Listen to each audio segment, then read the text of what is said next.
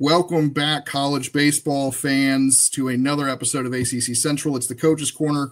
We got Georgia Tech's hitting coach and recruiting coordinator, James Ramsey. Now we're joined by his counterpart on the pitching side, Matt Taylor. Matt, thank you so much for coming on.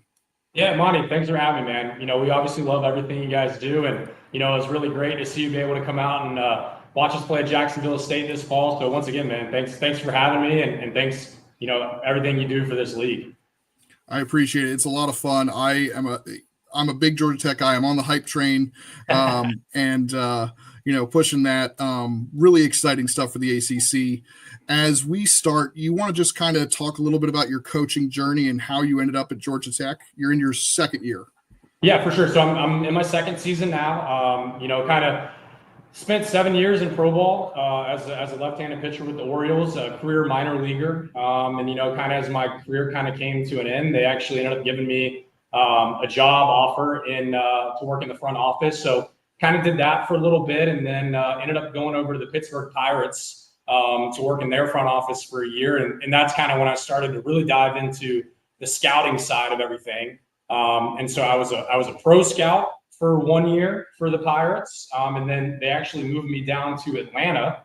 And that's where I became the area scout for the Pittsburgh Pirates. So I had Georgia and South Carolina as the area scout. And then from there, the Georgia State opportunity came up when Coach Brad Stromdahl took the head coaching job there. He brought me over, spent 3 years there. It was awesome being in the Sun Belt. Tremendous league with some really, really good ball players. And from that, I was able to get an opportunity with the Atlanta Braves to be the minor league pitching coordinator, which, spent 2 seasons there. And I'll be honest, I loved it. The Braves are obviously a first-class organization.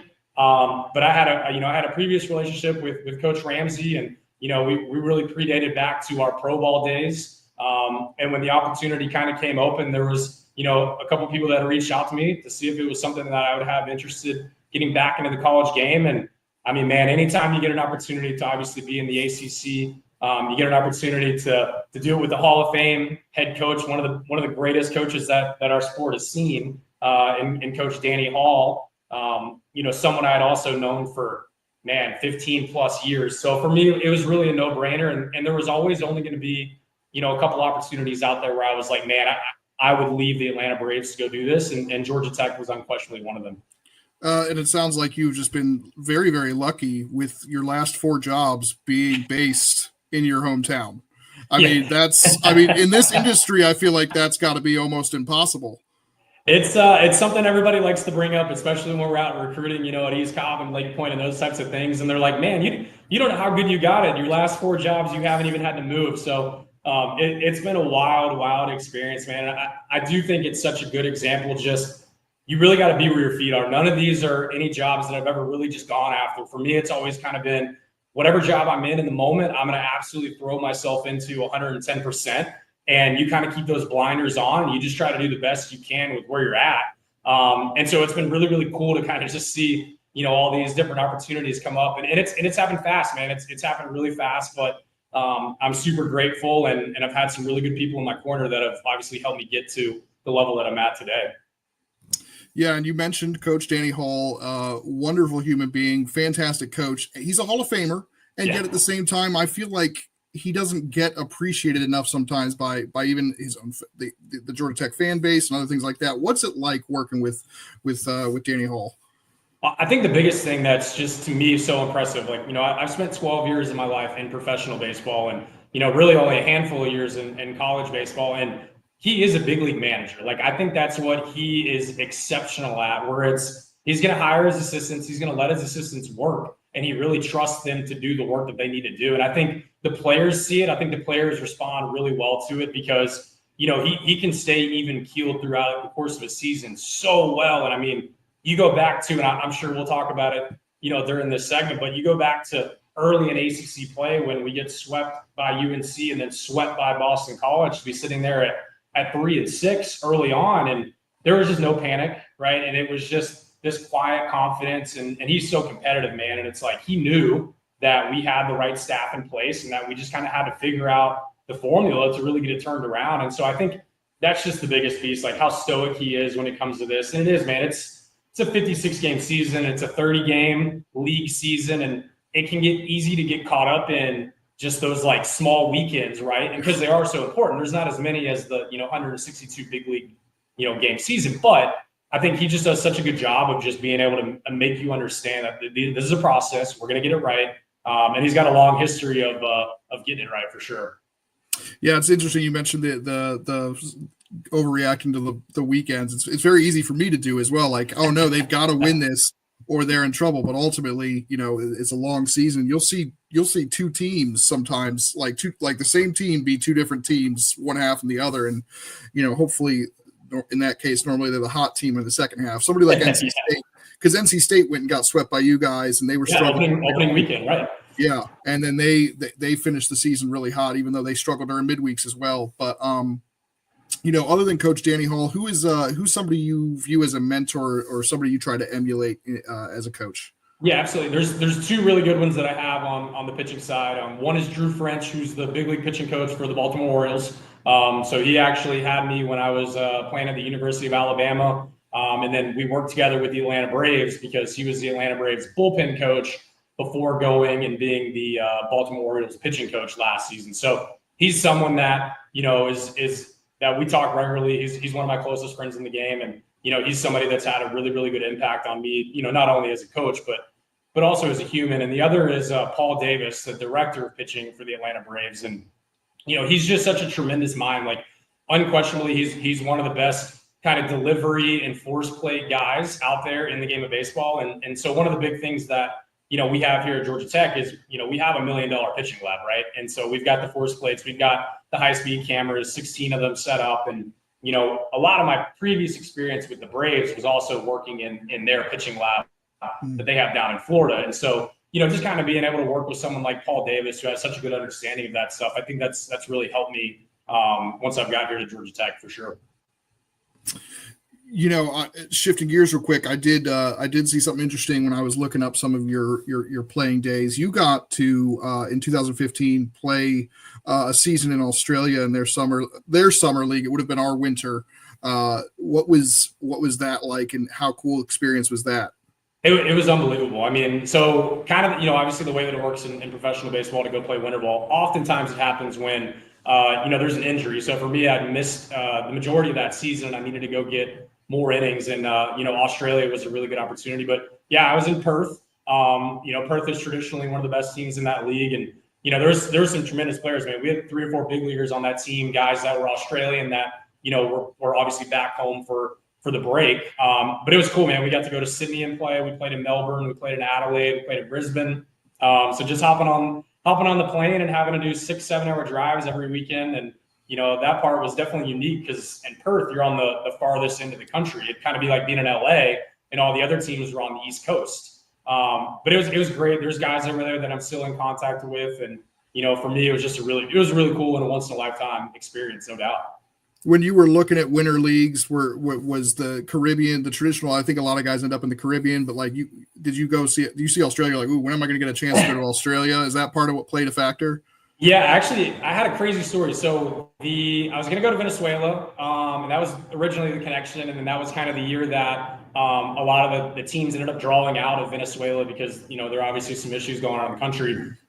So that ended up getting kind of turned down, and then I was going to Puerto Rico, but the team that I had signed my contract to go play for ended up folding. So then I'm sitting there and I don't have a team to play, and it was a crazy experience. And part of my job when I was with the Braves too is I got to go down to the Dominican, basically every month, and so getting to see the winter ball games down there and all that. I mean, it is an incredible environment, and if you're a true hardcore baseball fan, I would 10 out of 10 recommend going to a Dominican Winter League game at some point in your life. I've seen a couple of them on TV. It looks like, because when it's this time of year when you're like jonesing for some baseball, yes. And sometimes I'll watch the whole thing in Spanish. I just need some baseball in my life. But let's talk a little bit about your coaching philosophy. What you've got a lot of pro experience and you've got the scouting experience. How does all that work in coming into your overall coaching philosophy?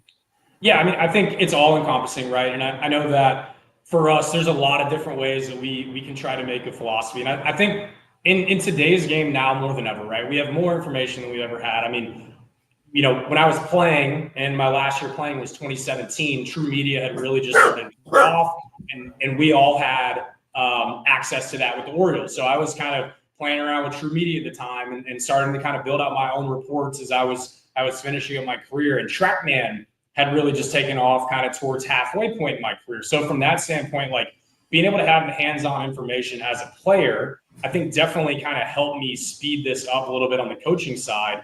Because, as we get farther removed from playing, I think we forget how hard it is to be a player sometimes.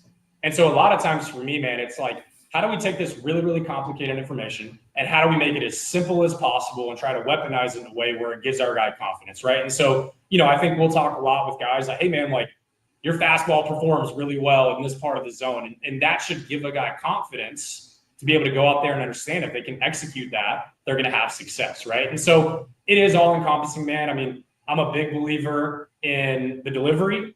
I'm a big believer in force plates. I'm a big believer in True Media, TrackMan, and all these different things. But I think at the end of the day, for each guy, it is so individualized.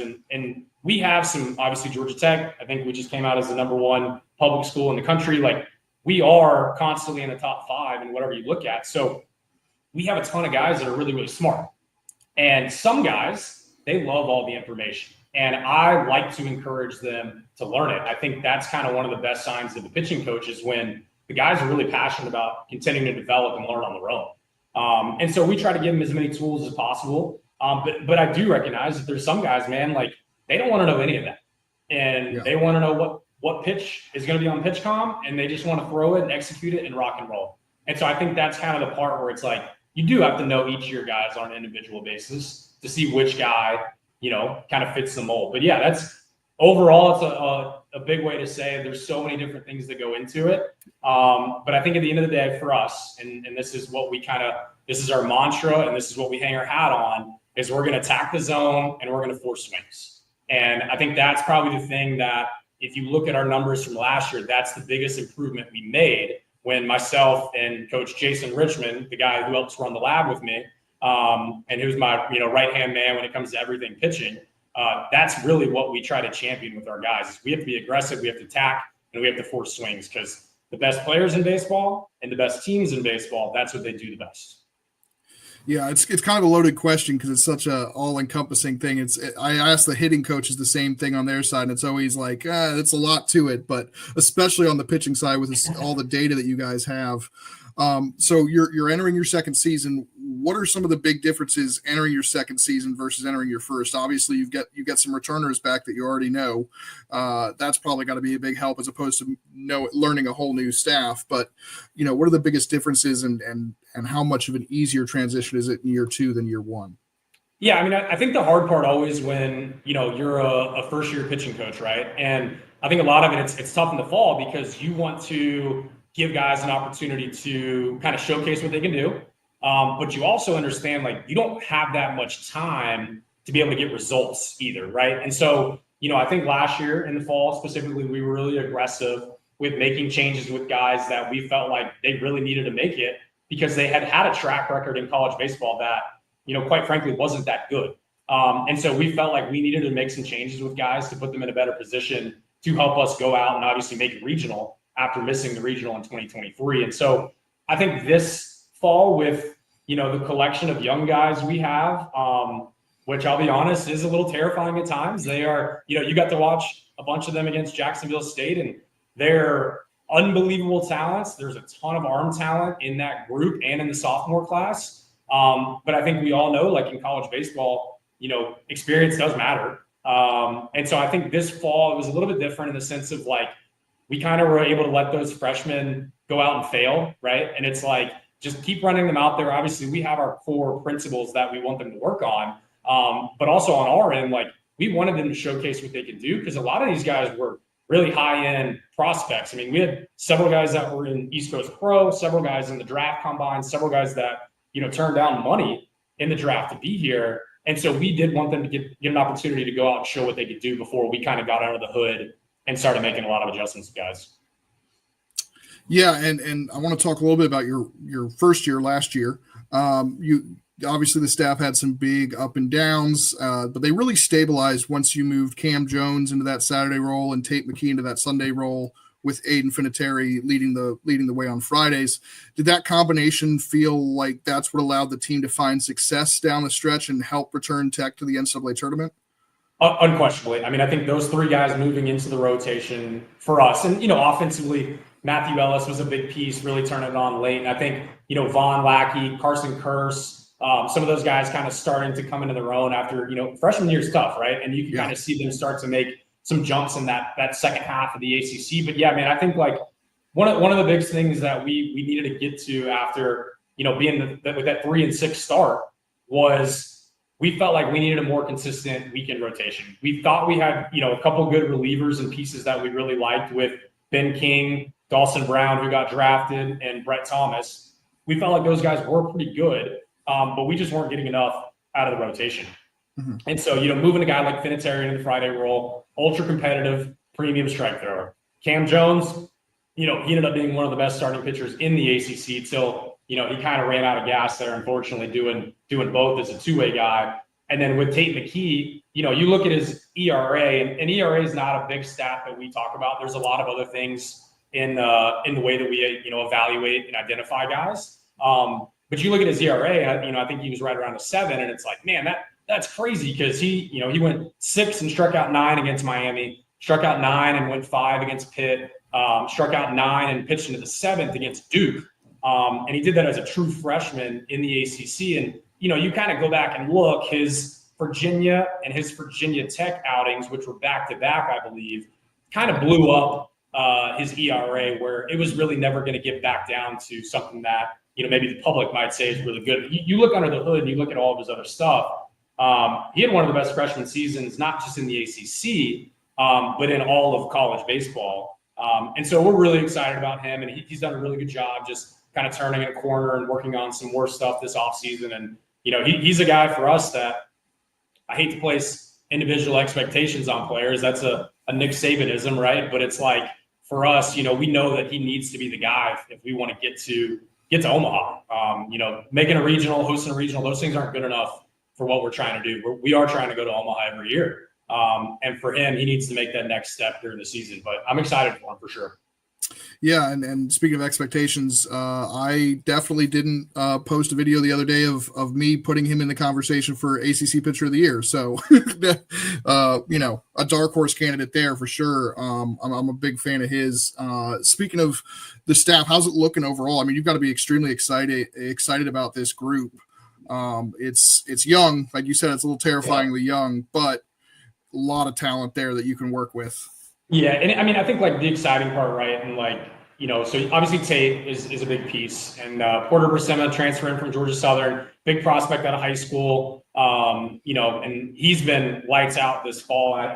There was an inter squad this fall, towards the end of the fall, and Tate and Porter both pitched, and there was a bunch of scouts there, and sometimes I'll sit in the stands just to kind of get advantage, try to put my scout hat back on and try to watch it from that angle. And there were 4 or 5 guys there, but there was one guy who's, a cross-checker in the Southeast. And, after the game, he called me and, obviously both those guys are not eligible this year.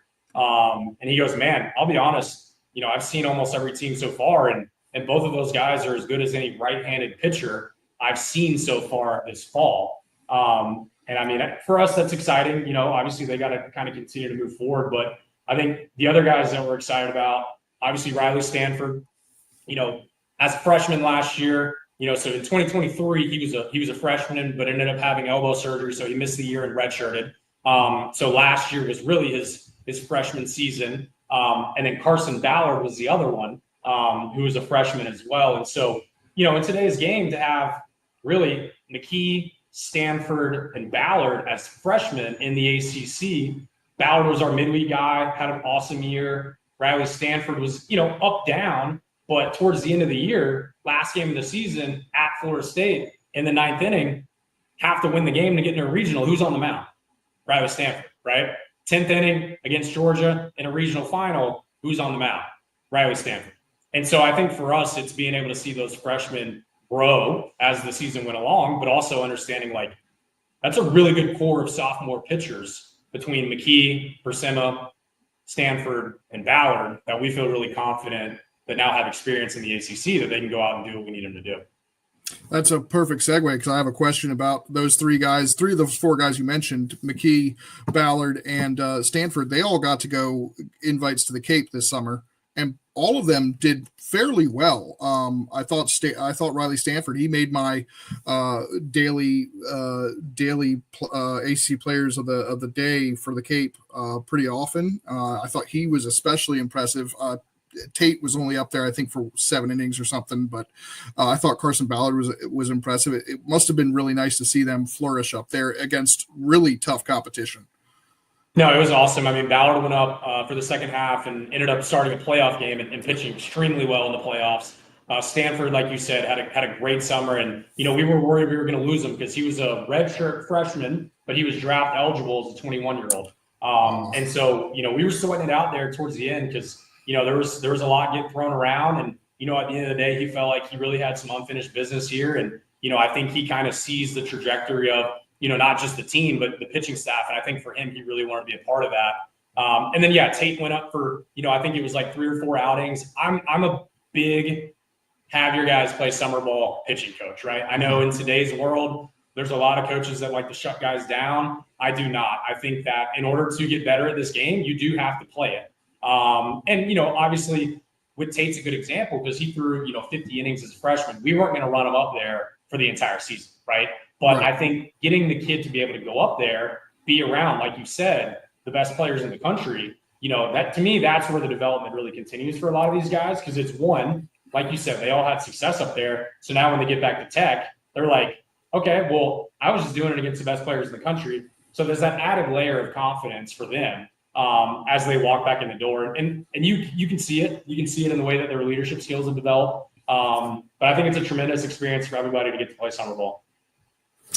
The freshmen as well. You talked about it. I was down there for Jacksonville State, and I'm really glad. I was looking forward to possibly seeing Tate. I didn't see Tate, but I did see Connor Ciccoli, Ryan Johnson, and Cole Royer in that first game, and those guys blew me away because I know you mentioned part of your philosophy, being aggressive, attacking the strike zone. Connor Ciccoli certainly did that. By my count, I'm not sure if this was 100% correct because I was doing it, but I think he threw 35 pitches and 28 of them were strikes. Yeah. And he only got hit hard on one of his pitches, and that was just the solo home run. I thought that was extremely impressive, and I was like, oh man, if these guys can throw strikes and pitch like that, you're gonna have a very good pitching staff. There's no doubt. I think like for the overall philosophy, right? That attack.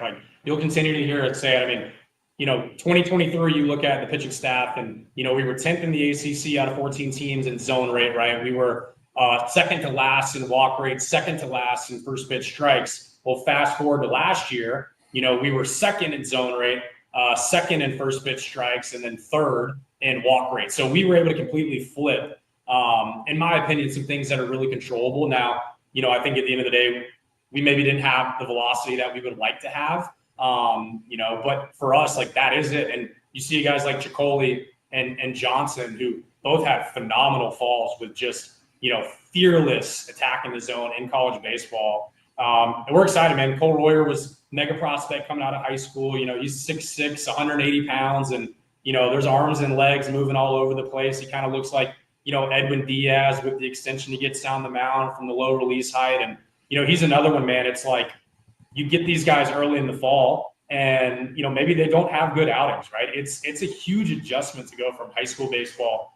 to the ACC. But what you really want to see is over the course of that fall segment, are they getting better? And I think for me, Cole Royer is one of those guys that, his arrow just continued to move up. I think Josh Evans is another one. He was up to 95 or 96 against Jacksonville State, left-handed pitcher. He was a really, really good quarterback in high school football, never really focused on baseball. And I think, him just being able to get into a consistent throwing program has been awesome for the growth. And then we got, three other fun two-way guys. Alex Hernandez, who, had a monster fall hitting the ball. He got to throw once or twice this fall. And I think he went like 2 innings with 5 strikeouts, like just really, really good feel, multiple pitches, good mix.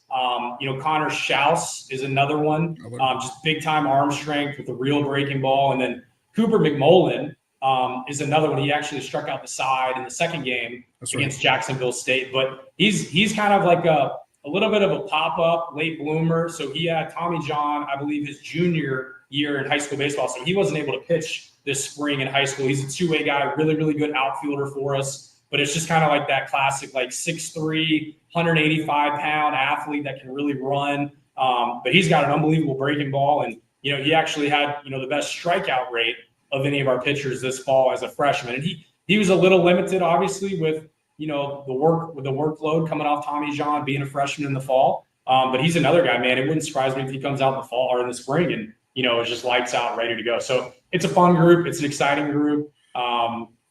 Big time arrow up on all those guys, in my opinion. Yeah, and I was hoping to see Tate and Carson Ballard and Riley Stanford, but I was absolutely over the moon once I saw this group of freshmen, because I wouldn't have necessarily known anything about them otherwise. And instead, I was blown away by the the amount of strikes that Chicoli was pumping in the zone and not getting lit up. I mean, just that had to be really encouraging, because he was like that all fall, man. Like for him, like he's the one guy, right? All those guys have tremendous talent, but I think like the 3-pitch mix that he has, right? The delivery, how simple it is, the ease of operation, a true put away pitch. Like you kind of start checking all the boxes once again, like putting my scout hat back on, right? And it's like, wow, like you hate to once again put expectations on these guys, but that's what a freshman who could be a weekend rotation piece looks like in the ACC. I mean, we kind of joke, Jason DeCaro at UNC is an unbelievable player. There's a lot of similarities between those two guys, in my opinion, where it's just like very physical, good delivery, just comes at you with a ton of strikes. And it's kind of suffocating, to be honest. Yeah, I love that. And it's funny because it seems like you've got so many guys, because we haven't even touched on most of the transfers that you guys have brought in either, with the Brady Jones and Sam Swigert and Caden Spivey and Caden Campbell. I mean, you've got a lot of depth.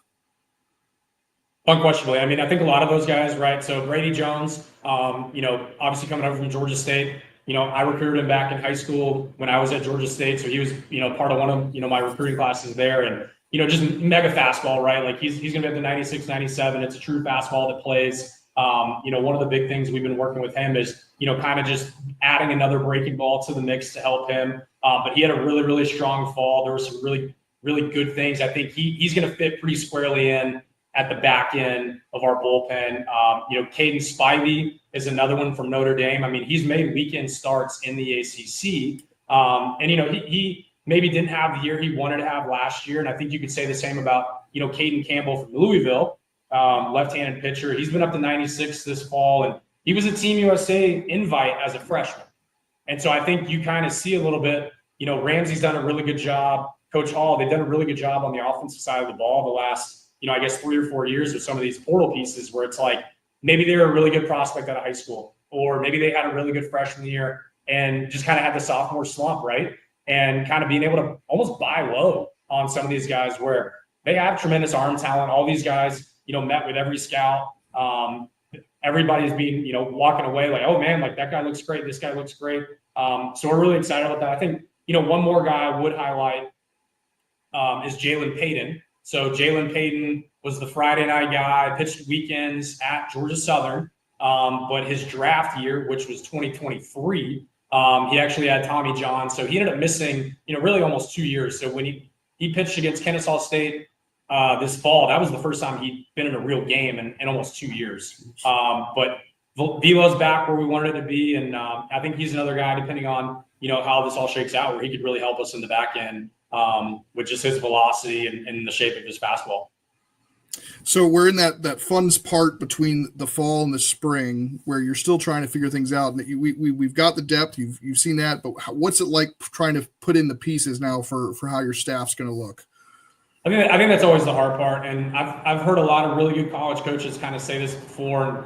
And, the longer I do this, the more I believe this. But those first 15, 20 games of the regular season, like that's really where you're figuring out your formula. I'm a big fan of stretching almost everybody out. I think, once again, I said it earlier talking about summer ball, like you got to pitch to get better at this game. Yep. You got to learn how to get hitters out. And so for us, we stretch guys out when we get back in the spring. We stretch guys out in the fall. And we want to give as many guys as possible an opportunity to showcase what they can do and show us that, maybe they are a rotation piece. Maybe they are, a swing guy or a length guy or whatever it might be. But I think you really need to see it before, you kind of make your decision. So, we've got, really probably close to 12 guys that we're going to stretch out. And as we kind of go through those, 3 weeks of fall or spring scrimmages, we'll kind of see where it shakes out. But, I think probably where we stand today, right? Like you've got, McKee, you've got Stanford, you've got Ballard, you've got Mason Patel, who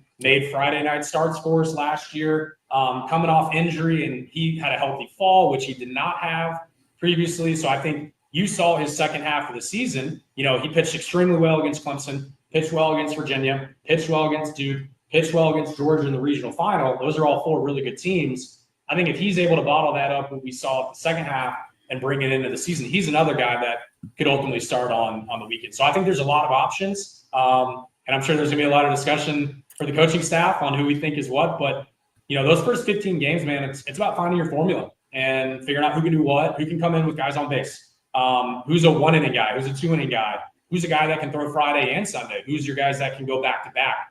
And I think obviously everybody in the country really still has those questions right now. Absolutely. And you kind of saw it with you guys last year. It took you a while to figure out that formula. And once you figured out the Finateri, Cam Jones, Tate McKee formula, it really all started to come together there.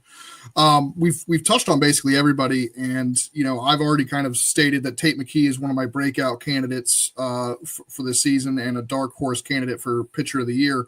But are there any other names that people should really know? I know we've talked about everybody, but just who do you think's in best position to really have a breakout year?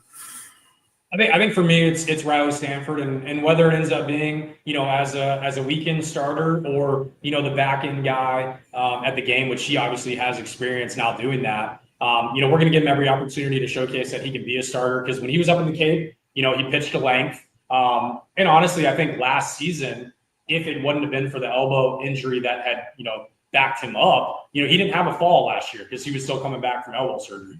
And I think it's so critical for a lot of these guys to have that fall season. It's hard, man. It's hard when you take that much time off and then you got to get thrown right back in the fire. So he's a guy last year that we would have stretched out if we had the ability to do it. But he just wasn't ready from the physical standpoint. And I think, man, like he has, changed his diet. He's changed his workout routine, and the growth that he's made as a human being really from like mid-March last year until today.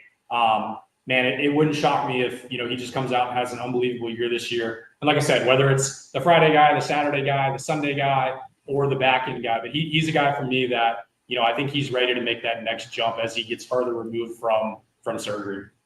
Absolutely. Last question I want to ask you before we wrap this up.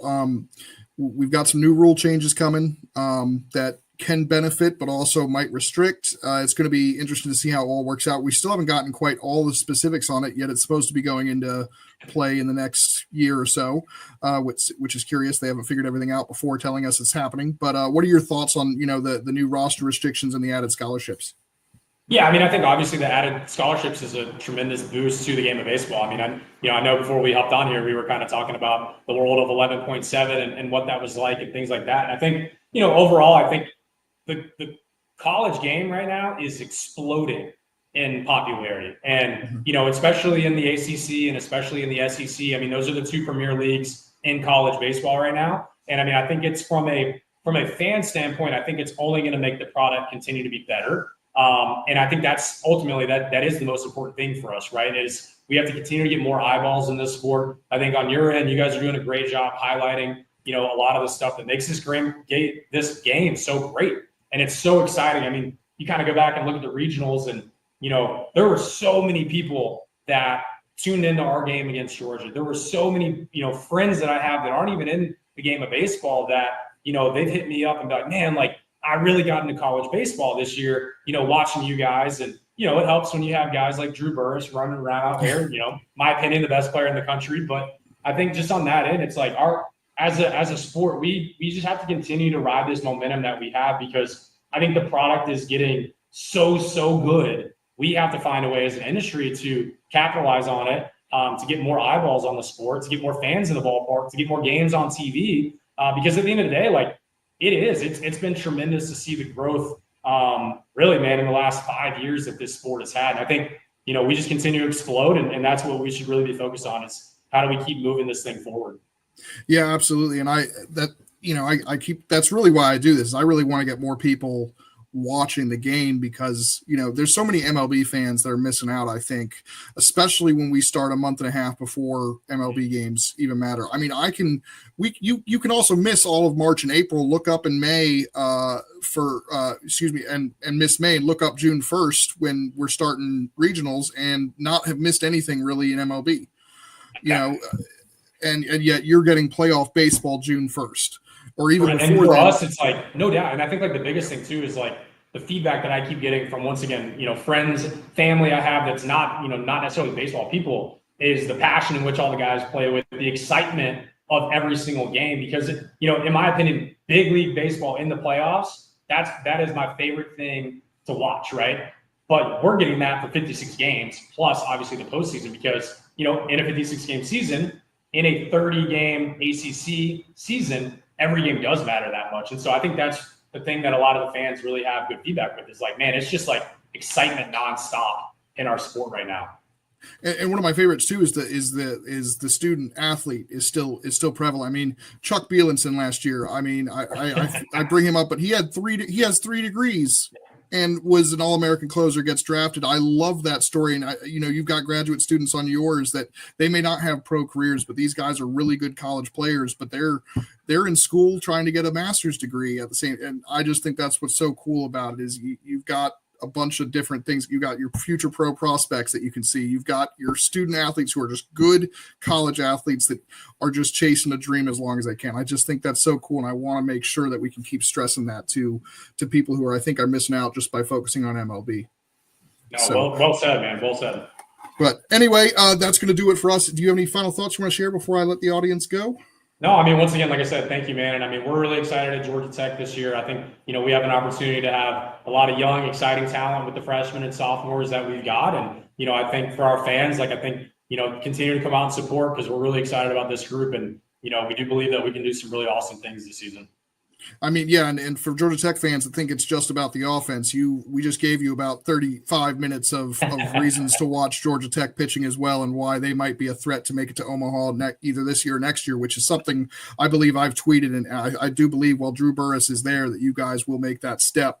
It's just a matter of when you get hot. But that's going to do it here for the Coach's Corner. This is the final interview of the fall. I want to thank Matt Taylor and all the other coaches that came before him that came on the show and gave us some insight. It's been a blast. But we're going to take a break, and then we'll be back in a couple of weeks with our deep dive previews, starting with Boston College, going in alphabetical order. Again, thank you, Matt, and go Jackets.